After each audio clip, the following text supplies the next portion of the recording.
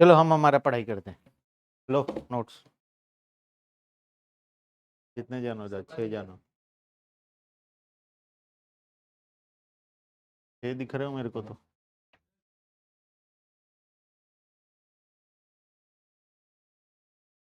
हम लोग शुरू किए थे लास्ट क्लास में, है ना?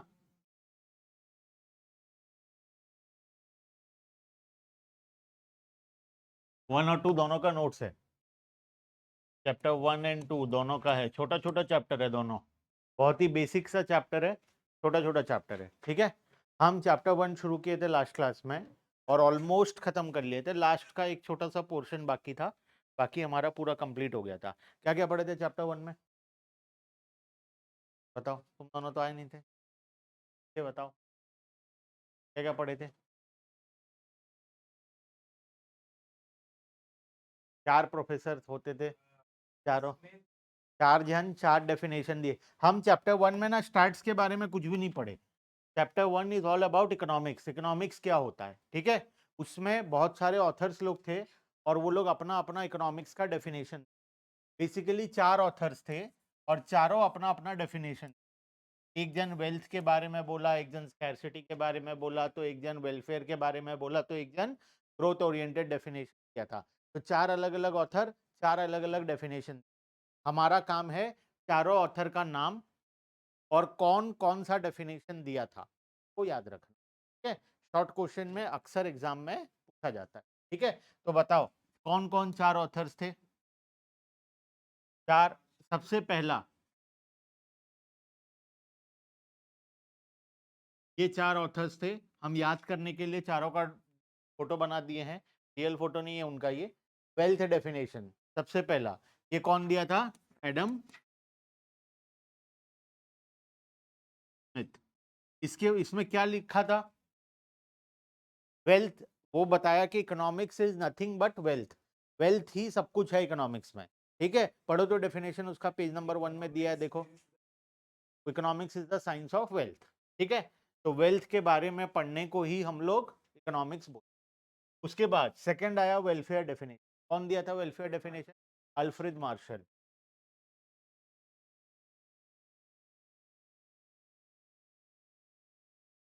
क्या बोला Alfred Marshall?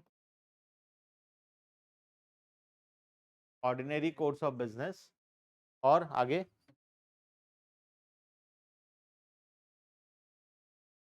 Come and how he uses it. वो अपना इनकम पैसा कैसे कमाएगा और उस पैसे को कैसे खर्च करेगा, उसको बोला जाता है इकोनॉमिक्स, जो कि कुछ हद तक सही है। हम इकोनॉमिक्स का डेफिनेशन क्या पढ़े हैं एज पर माइक्रो इकोनॉमिक्स? याद है माइक्रो इकोनॉमिक्स? याद है माइक्रो का चैप्टर 1 इकोनॉमिक्स के बारे में पढ़े थे। वहां पर भी क्या पढ़े थे वहां?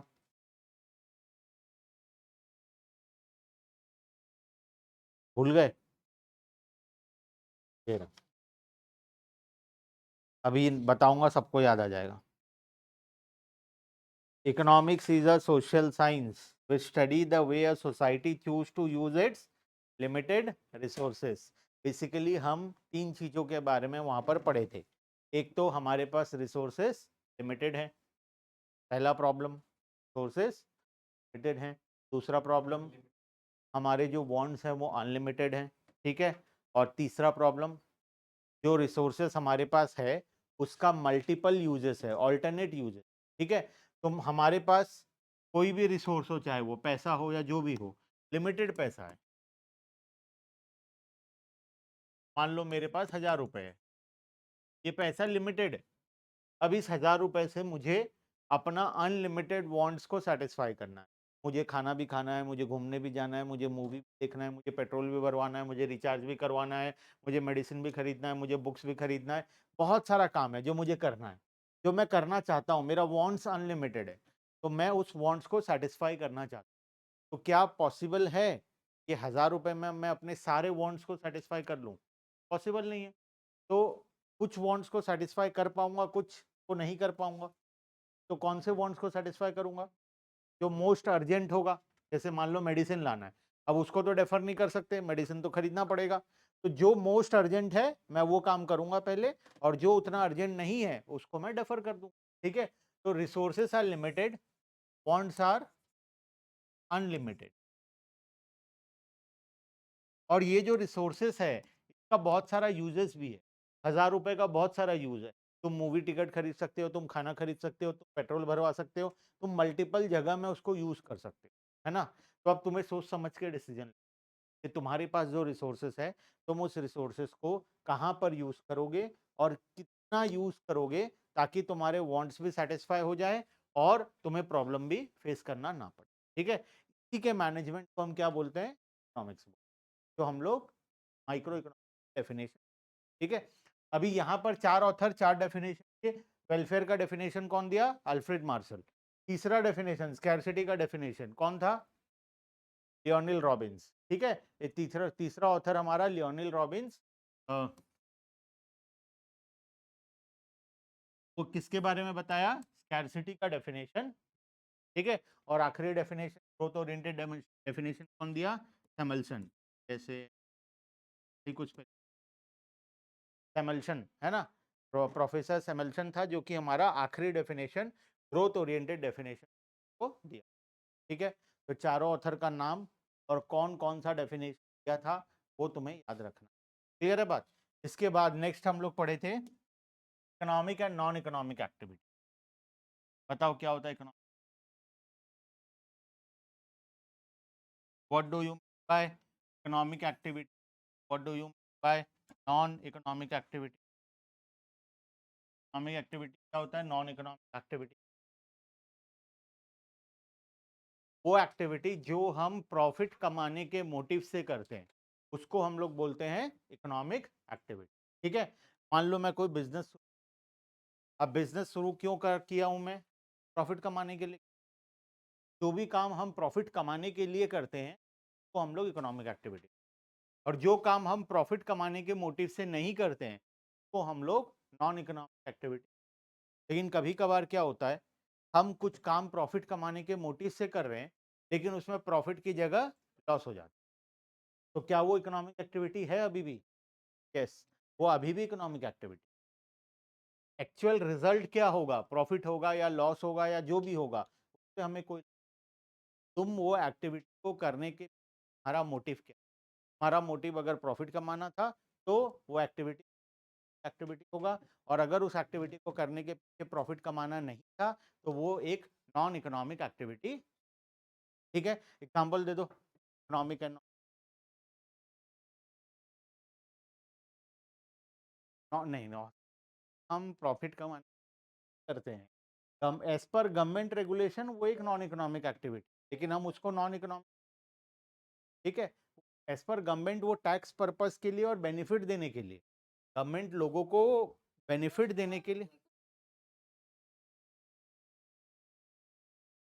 आपसे नॉन है, मान रहा हूं मैं, गवर्नमेंट के हिसाब से वो एक प्रकार से नॉन इकोनॉमिक एक्टिविटी इसीलिए है क्योंकि गवर्नमेंट लोगों को चाहता है कि लोग हॉस्पिटल एंड स्कूल खोलें जगह जगह, तो गवर्नमेंट उनको इंसेंटिव देना चाहता है कि वो चाहता है कि हर कोई आज सामने आए और स्कूल्स एंड हॉस्पिटल्स ओपन करे, नया स्कूल हॉस्पिटल हर एरिया में खुले, तो उसको बढ़ावा देने के लिए गवर्नमेंट क्या कर रहा है, इन लोगों के ऊपर टैक्स नहीं लगा रहा है, लोगों के ऊपर सब कुछ फ्री करके रखा। ठीक है, इसका मतलब ये नहीं कि ये नॉन इकोनॉमिक हो जाए, ये हमारे लिए एज पर इकोनॉमिक्स ये इकोनॉमिक एक्टिविटी। ठीक है, हाँ हम इसको इकोनॉमिक में ले, ठीक है, और बताओ नॉन इकोनॉमिक का एग्जांपल दे, चैरिटी करना है, कोई एग्जांपल चैरिटी का, डोनेशन दे रहे हैं, ओल्ड एज होम चला रहे हैं मान लो, ठीक है, या फिर मान लो हम कोई पूजा ऑर्गेनाइज कर रहे हैं, तो मान लो गणेश पूजा ऑर्गेनाइज कर रहे हैं तो वो भी एक एक्टिविटी है, वो एक्टिविटी के पीछे हमारा प्रॉफिट कमाना हमारा मोटिव नहीं, हमारा मोटिव क्या है, अच्छे तरीके से पूजा को ऑर्गेनाइज करना, तो वो सारे एक्टिविटीज क्या होंगे, नॉन इकोनॉमिक। कभी कभार क्या होता है, नॉन इकोनॉमिक एक्टिविटी में भी प्रॉफिट हो जाता है ना, कभी कभार ऐसा हो सकता है कि नॉन इकोनॉमिक एक्टिविटी हम कर रहे हैं लेकिन उसमें लास्ट में सरप्लस पैसा बच गया, प्रॉफिट हो गया, एक्स्ट्रा पैसा आ गया हमारे, तो क्या वो इकोनॉमिक बन जाएगा, वो अभी भी क्या रहेगा, नॉन। ठीक है, क्लियर है। चलो economic and non economic, economic activity के अंदर हम तीन इंपॉर्टेंट चीज पढ़ने वाले, कंजम्पशन, प्रोडक्शन एंड डिस्ट्रीब्यूशन, इसमें से हम टू वाइटल पढ़े थे, कंजम्पशन एंड प्रोडक्शन। क्या पढ़े थे कंजम्पशन प्रोडक्शन के बारे में, कौन ज्यादा इंपॉर्टेंट है, कंजम्पशन ज्यादा इंपॉर्टेंट है या प्रोडक्शन ज्यादा इंपॉर्टेंट? दोनों इंपॉर्टेंट है। अच्छा, दोनों नहीं होगा तो क्या होगा? इकोनॉमी बंद हो जाएगा। ठीक है, कंजम्पशन हो रहा है बोलकर प्रोडक्शन हो रहा है, प्रोडक्शन हो रहा है बोलकर कंजम्पशन। अगर गुड्स एंड सर्विसेज फैक्ट्री में प्रोड्यूस नहीं होगा तो लोग क्या खरीदेंगे? लोग खरीद ही नहीं पाएंगे, और लोग अगर खरीदेंगे ही नहीं तो फिर प्रोड्यूस क्या होगा? ठीक है, तो बोथ आर रिलेटेड। जितना तेजी से कंजम्पशन होगा प्रोडक्शन उतना ही तेजी से होगा, और प्रोडक्शन जितना तेजी से होगा कंजम्पशन, तो अगर तुम प्रोडक्शन बढ़ाओगे तो कंजम्पशन बढ़ेगा, कंजम्पशन बढ़ेगा तो अल्टीमेटली फिर से प्रोडक्शन बढ़ेगा, फिर प्रोडक्शन बढ़ेगा तो फिर कंजम्पशन बढ़ेगा, फिर कंजम्पशन बढ़ेगा तो फिर से प्रोडक्शन। तरीके से तो इकोनॉमी ग्रो करता है। फ्री ईयर हमारा जीडीपी ग्रो कर रहा है 5% से।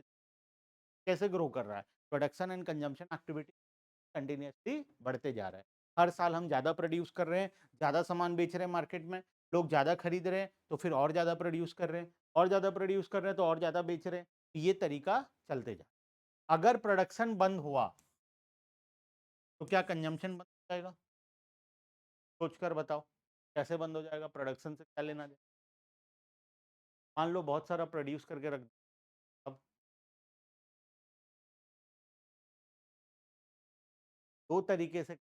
एक तो चलो सामान मार्केट में अवेलेबल नहीं रहेगा, ठीक है, वो तो पॉइंट है ही। कभी ना कभी स्टॉक, गोडाउन का स्टॉक खत्म होगा तो ये लोग क्या खरीदेंगे? कस्टमर क्या खरीदेगा? दूसरा चीज, जो कस्टमर सामान खरीद रहा है वो पैसा कहाँ? जो फैक्ट्री में प्रोडक्शन हो रहा है वहीं तो जॉब कर रहा है वो, वहीं से उसको सैलरी मिल रहा है, या वहीं से उसको रेंट मिल रहा है। मान लो तुम अपना जमीन मुझे भाड़ा में दियो तो मैं तुम्हें रेंट पे कर रहा हूँ, या तुम अपना पैसा मुझे दियो तो मैं तुम्हें इंटरेस्ट दे रहा हूँ, या तुम मेरे यहाँ काम करते हो तो मैं सैलरी दे रहा हूँ। जब मेरा ही फैक्ट्री बंद हो जाएगा तो तुम्हें कहाँ से मिलेगा सैलरी? तुम्हें कहाँ से मिलेगा इंटरेस्ट? तुम्हें कहाँ से मिलेगा रेंट? जब तुम्हें ये सारा चीज मिलेगा ही नहीं तो फिर तुम कहाँ से पैसा लाओगे?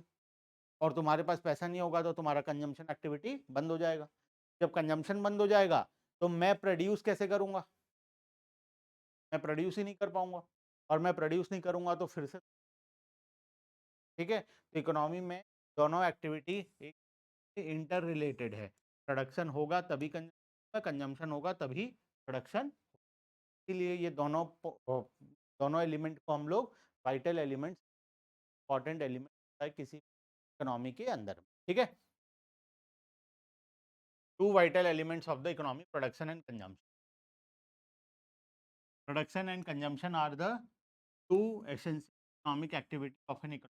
Generally, every individual in an economy is engaged in either consumption or production activity. हर इंसान या तो कंजम्पशन एक्टिविटी या फिर प्रोडक्शन एक्टिविटी इन्वॉल्व है। हम सब किस में इन्वॉल्व है? तुम सब किस में इन्वॉल्व हो? Consumption activity. ठीक है, मतलब हर कोई कंज्यूमर तो है ही, हम कुछ ना कुछ तो कंज्यूम कर ही रहे हैं, लेकिन कुछ लोग प्रोड्यूसर भी हैं। ठीक है, कुछ लोग गुड्स एंड सर्विसेज प्रोड्यूस भी कर रहे हैं। ठीक है, when the individual is engaged in consumption of goods and service, he is as a consumer. Similarly, when an individual is engaged in production of some goods or services, he is। Clear है बात? ठीक है, अब बात करते हैं, हम यहाँ तक पढ़े थे लास्ट क्लास, है ना? अब आगे चलते हैं, लास्ट का थोड़ा सा बाकी है। तीसरा इंपॉर्टेंट एक्टिविटी है डिस्ट्रीब्यूट। तीसरा इंपॉर्टेंट एक्टिविटी डिस्ट्रीब्यूट। अब ये डिस्ट्रीब्यूशन क्या होता है देखना। Distribution is that economic activity studies how income generated is among the factors of product। अब सिंपल सा एक एग्जांपल ले, एक फैक्ट्री है और यहाँ पर बहुत सारे लोग काम करते हैं, ये गुड्स एंड सर्विसेज बनाता है। ठीक है, ये कंज्यूमर्स हैं बहुत। ठीक है, चार कंज्यूमर्स को हम लोग ले लिए। अब ये चारों में ये दोनों फैक्ट्री में काम करते हैं, क्या मिलता है? सैलरी में। ये फैक्ट्री में अपना जमीन दिया, ये जो जमीन है फैक्ट्री का, ये इसका है, क्या मिलता है? रेंट मिलता है।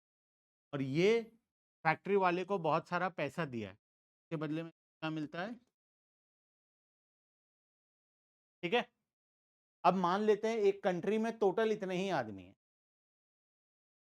फॉर एग्जाम्पल हम एक बार एज्यूम करते हैं कि टोटल इतने ही आदमी हैं। ठीक है, अब ये फैक्ट्री जो भी चीज प्रोड्यूस करेगा उसको कौन कंज्यूम, ये चारों ही कंज्यूम करेंगे। मतलब इकोनॉमी में जितने भी फैक्ट्रीज हैं इंडिया में, वो जो भी चीज प्रोड्यूस कर रहे हैं, हम इंडिया के लोग ही उसे कंज्यूम कर रहे हैं।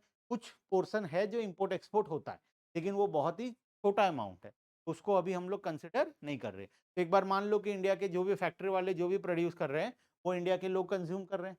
अब फैक्ट्री वालों को जो भी चीज चाहिए वो कहाँ से मिलेगा? अगर मान लो लेबर चाहिए तो वो हाउस होल्ड से मिलेगा, ठीक है। अगर मान लो तो जमीन चाहिए, वो रेंट में मिलेगा किसी ना किसी से। मान लो कैपिटल चाहिए तो वो भी सेविंग्स, जो हाउस होल्ड वाले पैसा सेव कर रहे हैं वही पैसा मिलेगा, आइदर बैंक के थ्रू मिलेगा या डायरेक्टली मिलेगा। बैंक से अगर मैं लोन लेता हूँ, मान लो मैं फैक्ट्री वाला हूँ, अगर मैं बैंक से पैसा लोन लेता हूँ, तो बैंक में पैसा कहाँ से आया? बैंक वाला पैसा कहाँ से?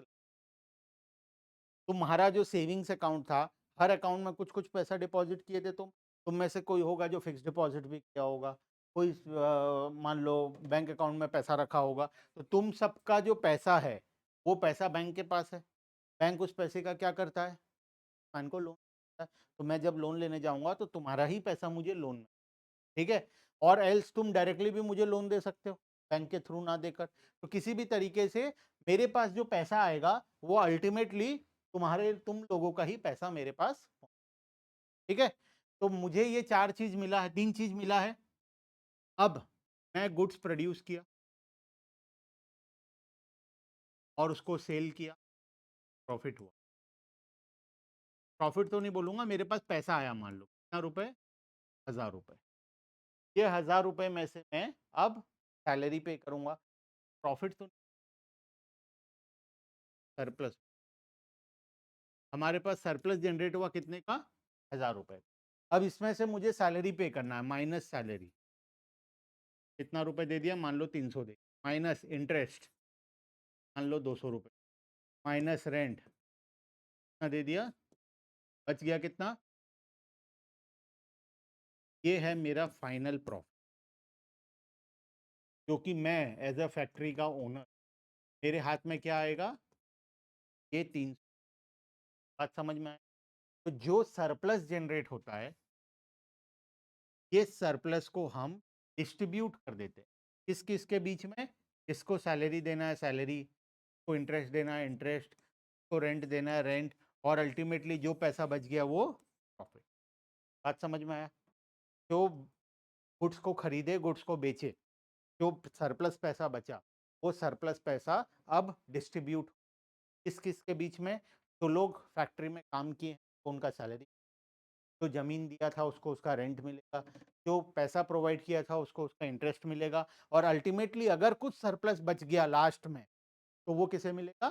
जो फैक्ट्री का मालिक था उसे मिलेगा एज अ प्रॉफिट। बात समझ में आया?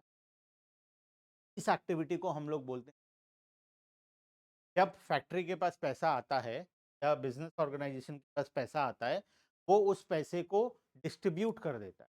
सैलरी वालों को सैलरी दे देता है, इंटरेस्ट वालों को इंटरेस्ट दे देता है, रेंट वालों को रेंट दे देता है, और बचा कुचा पैसा मालिक के हाथ में दे देता है, घर ले जाता है। क्लियर है बात? ठीक है, तो इसको बोलते हैं हम लोग डिस्ट्रीब्यूट, ठीक है, जो कि हमारा तीसरा इंपॉर्टेंट, थर्ड इंपॉर्टेंट है। Distribution is that economic activity which studies how income generated is distributed among factors of production. It deals with determining how the total income arising from production process is distributed to land, labor, capital and land वाले को क्या मिलेगा? Rent मिलेगा। Labour को क्या मिलेगा? Salaries and wages. Capital वाले को क्या मिलेगा? इंटरेस्ट। और आखिरी में एंटरप्रेन्योर जो बच गया उसको क्या मिलेगा? बात समझ में आया? तो जो लास्ट में पैसा बचता है, वो पैसा के बचने से उसमें से हम तीन लोगों को पैसा देते हैं। एक, लैंड जिससे लिए थे उसको रेंट दे देते हैं, लेबर को उसका सैलरी वेजेस दे देते हैं, कैपिटल के बदले में इंटरेस्ट दे देते हैं, और जो बच गया, अगर कुछ बच गया, तो वो कौन लेकर जाता है? एंटरप्रेन्योर अपने घर लेकर। बात समझ में आया? ठीक है, अब बताओ who is a entrepreneur? Entrepreneur कौन होता है? तो बिजनेस का आइडिया होता है, मेरे पास बिजनेस का बहुत सारा आइडिया है। तो क्या मैं एग्जाम्पल हु इज, अगर देखो मेरे पास बिजनेस का आइडिया है तो क्या मैं एंटरप्रेन्योर बन गया? तो फिर कौन है? Who is? बहुत लोग सोचोगे जीवन में हम क्या बनेंगे? एंटरप्रेन्योर। एंटरप्रेन्योर का कौन है? एंटरप्रेन्योर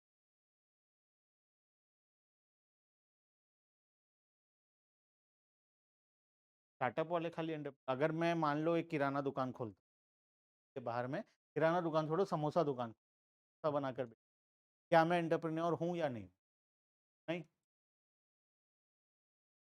क्या खाली स्टार्टअप वाले ही स्टार्टअप का मतलब स्टार्ट करना, तो वो समोसा दुकान भी स्टार्ट किया हूँ मैं, नहीं किया हूँ? सोचो, थोड़ा दिमाग लगाओ, सोचो who is an entrepreneur?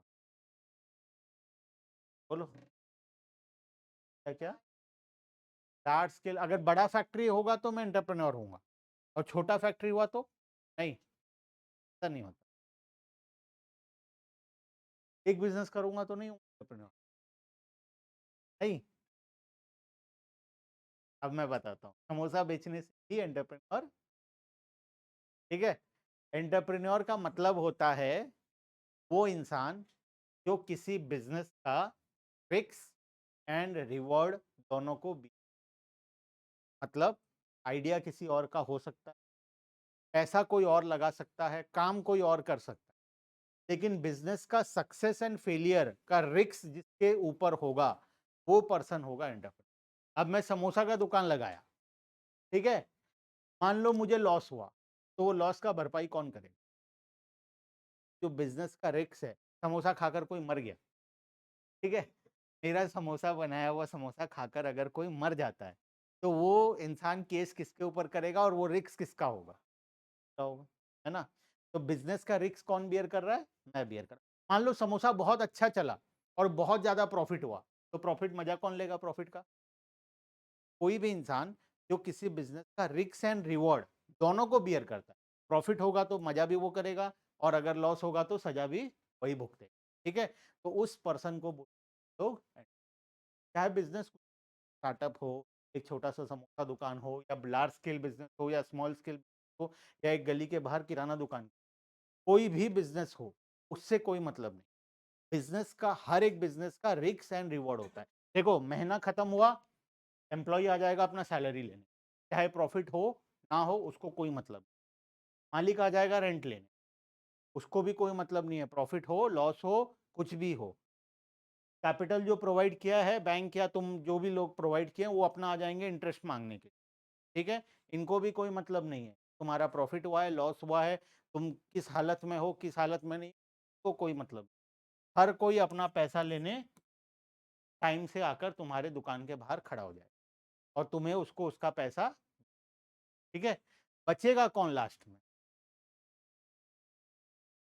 Entrepreneur. अगर लॉस होगा तो वो अपना घर बेचेगा, घर बेचकर पैसा लेकर आएगा और दुकान में पैसा भरपाई करेगा। अगर प्रॉफिट होगा तो नया बंगलो भी वही बनाएगा, ठीक है?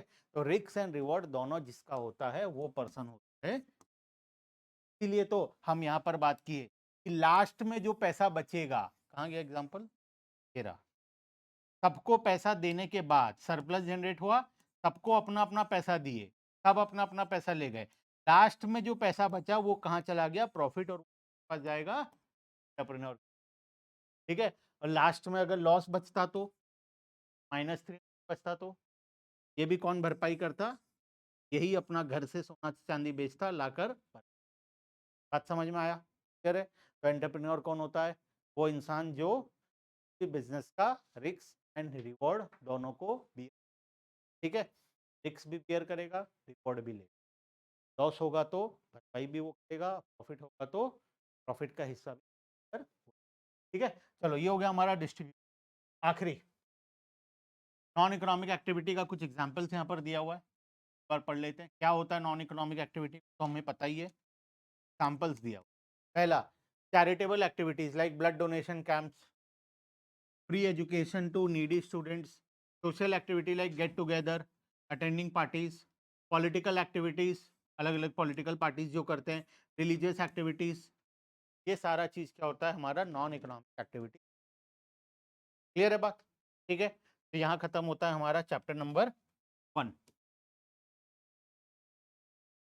पढ़ा हुआ है। नेक्स्ट चलते हैं आगे, चैप्टर नंबर 2। अब यहाँ से शुरू होगा हमारा statistics, meaning, scope and importance. जो हमारा सब्जेक्ट था स्टैटिस्टिक्स, वो शुरू हो रहा है हमारा चैप्टर नंबर 2 से। चैप्टर 1 में हम स्टैटिस्टिक्स के बारे में कुछ पढ़े, चैप्टर 1 में हम स्टैटिस्टिक्स के बारे में कुछ, जो स्टैटिस्टिक्स हमारा शुरू हो रहा है वो, अच्छा नोट्स नहीं लियो तुम लोग?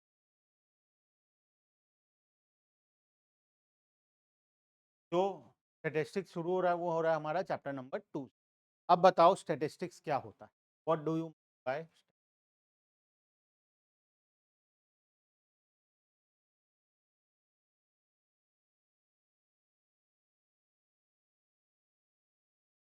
क्रिकेट देखते हो आधे लोग? चलो क्रिकेट छोड़ो, कौन सा स्पोर्ट्स देख,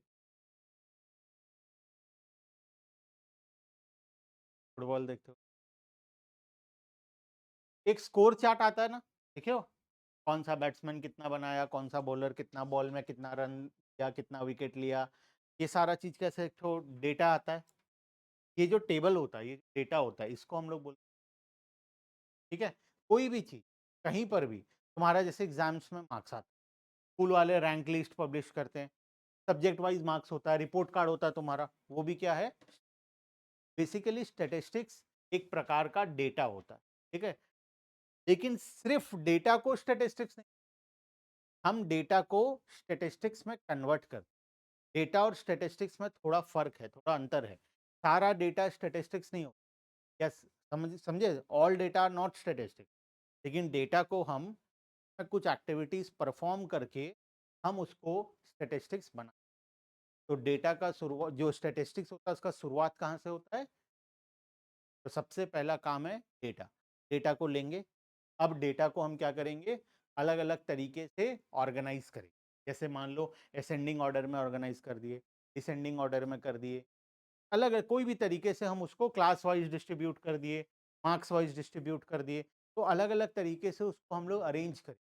अरेंज करने के बाद जब हम उसको एक प्रॉपर प्रेजेंटेबल फॉर्मेट में डालेंगे, वो फॉर्मेट का उस या उस डेटा को बोले, बात समझ में आया? तो शुरुआत होता है रॉ डेटा से, और उसको हम लोग कुछ एक्टिविटीज परफॉर्म कर करके लोग स्टैटिस्टिक्स, स्कूल में पढ़ाए हैं ये चैप्टर अभी तक? कौन सा स्कूल ज्वाइन किए?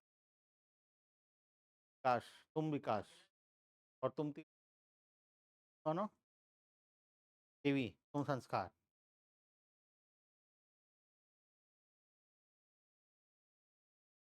तो कहाँ, तो मतलब चारों स्कूल के बच्चे हैं अभी यहाँ, तो पता होगा क्या क्या पढ़ाए हैं, बताओ तो स्कूल में क्या क्या पढ़ाए हैं अभी तक? चार वालों को जानता हूँ, वो इम्प्लाइड है, ठीक। बाकी तीन बता दो। विकास,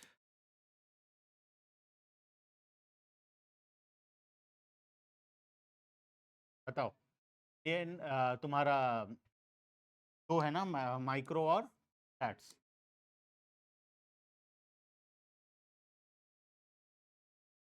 बताओ माइक्रो का विकास में क्या क्या पढ़ाए हैं? माइक्रो का चैप्टर 1, 2 एंड 3, और स्टैट्स का, और किसी को पता? 1 खत्म हो गया। केवी कुछ भी शुरू नहीं हुआ है? वैदिक, वैदिक शुरू नहीं हुआ है? स्कूल शुरू नहीं हुआ है वैदिक का? सही है। स्टैट्स का 2 चैप्टर हो गया, वेरी गुड। और माइक्रो 1 ही है या पता नहीं है? 1 ही है।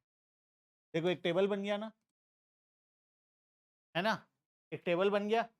इसमें क्या है, क्या चीज दी है हम लोग, क्या डेटा है इसमें? एज ऑन डेट, कौन से स्कूल में क्लास 11th में इकोनॉमिक्स का कितना कितना चैप्टर्स पढ़ाई हुआ है, ठीक है। टेबल को हम लोग क्या बोलेंगे, बात समझ में आया?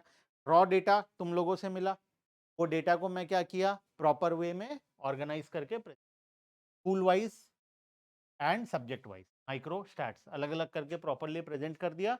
अब ये जो डेटा बन गया, ये टेबल जो बन गया, इस टेबल को हम लोग बोलेंगे, बात समझ में आया? स्टेटिस्टिक्स में ही करना होता है, हम रॉ डेटा लेते हैं, रॉ डेटा को अलग अलग प्रोसीजर परफॉर्म करते हैं। ये तो एक था, हम लोग टेबल में परफॉर्म डायग्राम्स बनाते हैं, तो उसके बाद उसमें बहुत सारा मीन मोड ये सब भी कैलकुलेट करते हैं। वैसे बहुत सारे एक्टिविटीज है जो हम परफॉर्म करते हैं, वो परफॉर्म करके हम डेटा को स्टेटिस्टिक्स में कन्वर्ट करते हैं। ठीक है, बात समझ में आया? चलो अब बात करते हैं स्टेटिस्टिक्स क्या होता है। अब छोड़ो, नीचे आ जाओ। इसके लिए क्या statistics? For a cricket fan क्या है उसके लिए statistics? Statistics refers to numerical information or data relating to the runs scored by a cricketer. एक क्रिकेटर कौन से मैच का प्रॉपर इंफॉर्मेशन उसके लिए क्या है? ठीक है। फॉर एन इन्वायरमेंटलिस्ट क्या है उसके लिए स्टेटिस्टिक्स? एज अ टीचर मेरे लिए क्या स्टेटिस्टिक्स है? मेरे लिए क्या, कौन सा डेटा रेलेवेंट डेटा है, मेरे काम का डेटा? सोच के बताओ, कितने चैप्टर्स खत्म हुए हैं जो मैं अभी बनाया था, ये मेरे लिए रेलेवेंट डेटा है। और क्या इनकम है, और कौन से स्कूल में कितने बच्चे का एडमिशन हुआ है, कितने डे स्कॉलर हैं, कितने हॉस्टलर्स हैं, स्कॉलर हैं कितने हॉस्टलर, ये सारा डेटा। ठीक है, और मार्क्स ऑफ द स्टूडेंट के डेटा, ये मेरे लिए स्टेटिस्टिक, मेरे काम का डेटा। वैसे ही क्रिकेट के फैन के लिए किसी क्रिकेटर का स्कोर का डेटा, उसके लिए वो स्टेटिस्टिक। मेरे लिए अगर मेरे को क्रिकेट में कोई इंटरेस्ट नहीं, तो मेरे लिए क्या ये स्टेटिस्टिक्स है? तो डेटा तभी स्टेटिस्टिक्स बनता है जब वो तुम्हारे काम का हो या तुम्हारे इंटरेस्ट का हो। दुनिया का हर एक डेटा मेरे लिए स्टेटिस्टिक्स, मेरे लिए वही डेटा स्टेटिस्टिक्स है जो मेरे काम का है, जो मेरे इंटरेस्ट के अकॉर्डिंग। तुम्हारे लिए वही डेटा तुम्हारे लिए स्टेटिस्टिक्स जो तुम्हारे काम का, जो तुम्हारे इंटरेस्ट का डेटा है। तुम्हें अगर फुटबॉल पसंद है तो फुटबॉल से रिलेटेड जो डेटा है वो तुम्हारे लिए, दुनिया का हर एक डेटा तुम्हारे लिए स्टेटिस्टिक्स। ठीक है, मैं अभी डेटा और स्टेटिस्टिक्स का डिफरेंस, वो डेटा तो सभी के लिए डेटा है, लेकिन वो स्टेटिस्टिक्स कब बनेगा? जब तुम्हारे लिए वो रेलेवेंट। ठीक है, फॉर अच्छा इन्वायरमेंटलिस्ट के लिए कहाँ पर कितना हार्मफुल गैसेस क्या है, कौन से एरिया का पॉल्यूशन कितना है, कौन से एरिया में कितना गाड़ी चल रहा है, ये सारा चीज उसके लिए है।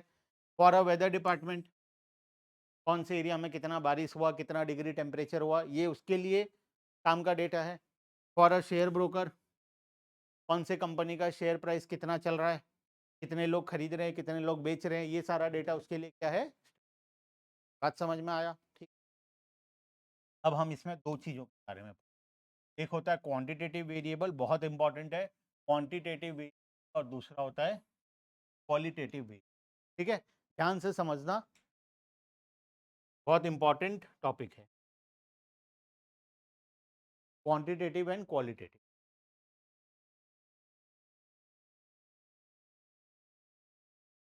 क्वांटिटेटिव वो होता है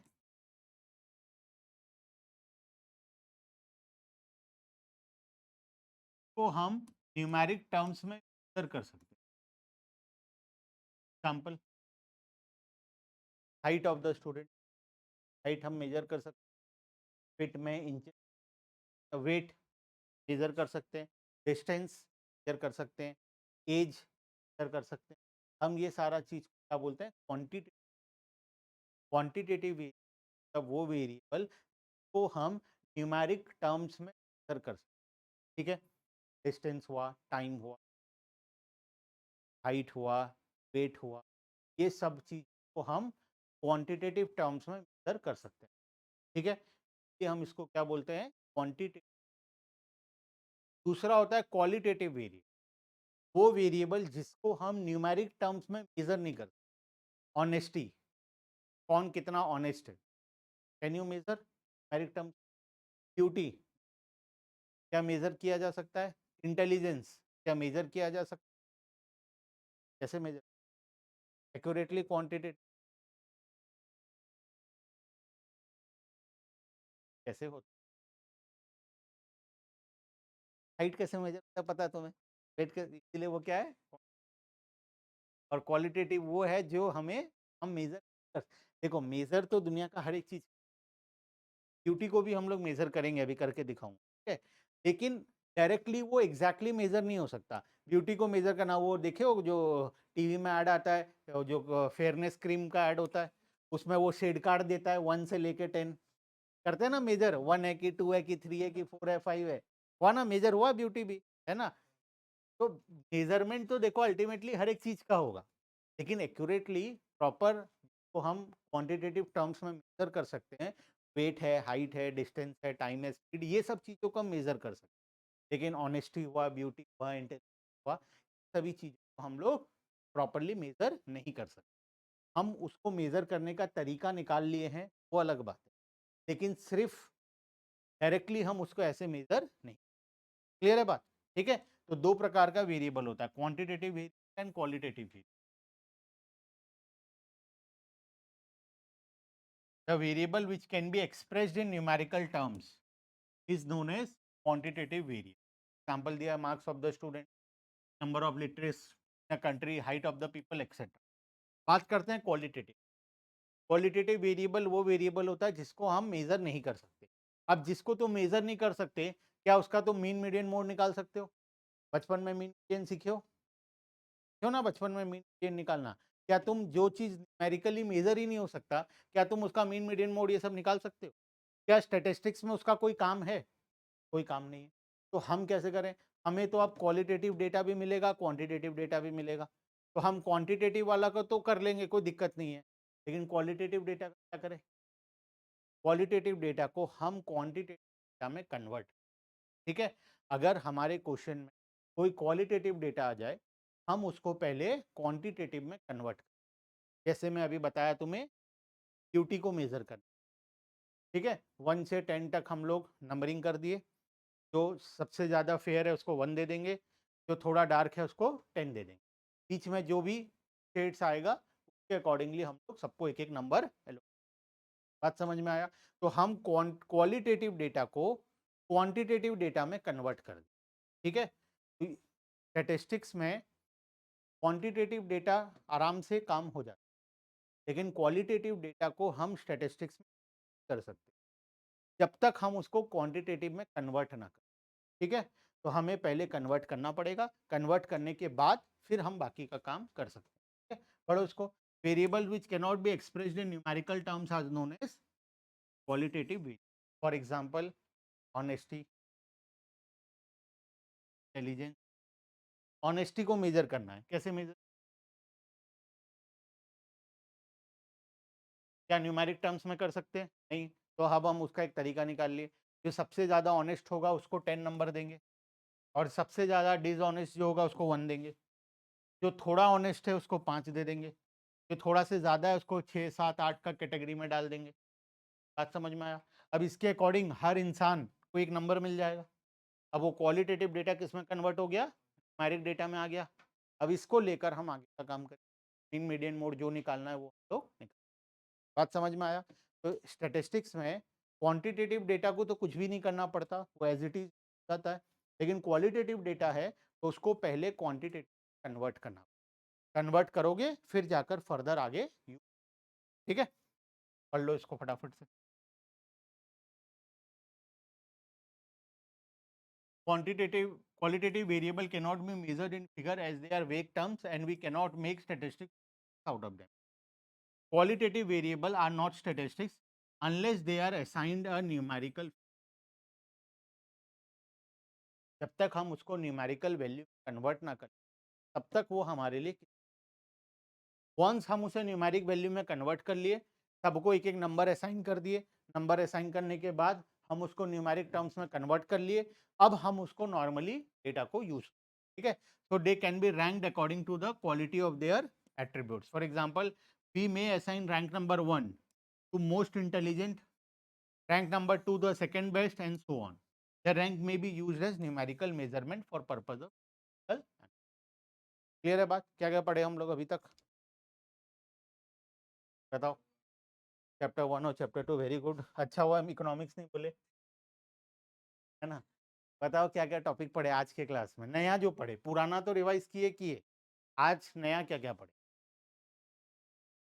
क्या? क्वालिटेटिव, क्वांटिटेटिव चैप्टर 1 का भी बताओ कुछ-कुछ लास्ट का जो पढ़े थे। इकोनॉमिक, नॉन इकोनॉमिक एक्टिविटी पढ़े थे। इसमें 3 पॉइंट था, 3 इंपॉर्टेंट एलिमेंट्स था। जिसमें से 2 एलिमेंट हम पिछले क्लास में पढ़े थे, प्रोडक्शन एंड कंजम्पशन। आज एक नया एलिमेंट पढ़े, डिस्ट्रीब्यूशन। ठीक है? उसके बाद चैप्टर 2 शुरू किए। चैप्टर 2 में हम लोग क्या पढ़े? स्टैटिस्टिक्स और डेटा के बीच के डिफरेंस पढ़े। वो एग्जाम में जो डिफरेंस लिखना है वो बाद में पढ़ेंगे। अभी थोड़ा समझ में आ गया डेटा क्या होता है, स्टैटिस्टिक्स क्या होता है। उसके बाद qualitative variable and quantitative variable. Qualitative variable क्या होता है? क्वालिटेटिव क्या होता है, इसको हम डायरेक्टली मेजर नहीं करते। एग्जाम्पल है ऑनेस्टी, इंटेलिजेंस एक्सेट्रा। अब इसको मेजर करने के लिए हमें क्या करना पड़ेगा? एक न्यूमेरिकल फिगर देना पड़ेगा। ठीक है? मोस्ट इंटेलिजेंट को जैसे 1 दे दिए और लीस्ट इंटेलिजेंट को मान लो 10 दे दिए। उसके अकॉर्डिंगली हम लोग उसको क्लासिफाई करेंगे। ठीक है? उसी तरीके से क्वांटिटेटिव वेरिएबल क्या होता है? तो हम डायरेक्टली मेजर कर सकते हैं। ठीक है? हाइट, वेट, डिस्टेंस, टाइम, ये सारी चीज़ों को हम लोग डायरेक्टली मेजर कर सकते हैं। क्लियर है बात? तो आज के लिए हम लोग ऑफ स्टैटिस्टिक्स, थोड़ा बड़ा है टॉपिक।